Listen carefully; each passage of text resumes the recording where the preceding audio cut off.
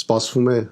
մեծ իրադարձություն մեր հայ ժողովրդի համար, ճակատագրական իրադարձություն, ընտրություն, որը որ իշխանությունը փորձելու է կեղծել, այստեղ հարց է առաջարկում, մենք հարմարվելու ենք դրան, թե ոչ։ Չի կարա ազգը լավ ապրի, եթե հանձնում է իր բարիքները այլ ազգի։ Ինչ պատճառել դրան լինի, ինչ հիմնավորում էլ դրան լինի։ Չի կարա ազգը լավ ապրի և անվտանգ ապրի, եթե մի հոգի է որոշում Արցախը Հայաստանինն է, թե Արցախը Ադրբեջանինն է, ու գնում թղթերը ստորագրում։ Չի կարա նման մարդ իշխանության լինի։ Հետևեք այս ընտրություններին շատ ուշադիր։ Մենակ ոչ մեկ ոչինչ չի կարա անի։ Հետևեք և պայքարեք։ Մենք պետք է ցույց տանք աշխարհին, որ մենք ազգ ենք,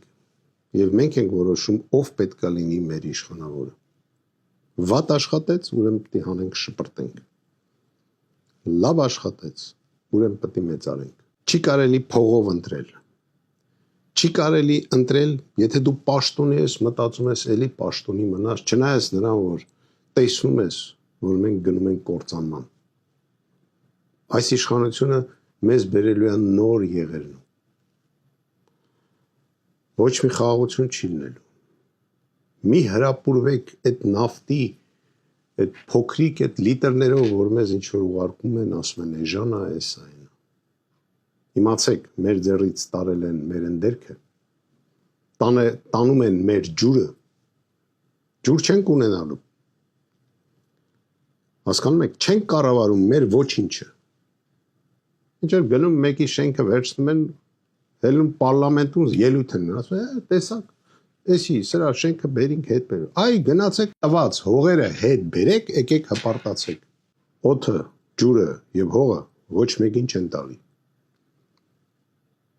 Ու կապ չունի, իրականում դա ումն է։ Եթե քո տիրույթի մեջ է, չպետք է տաս ուրիշի։ Ընտրեք մեզ։ Մենք գիտենք ինչ ենք անելու։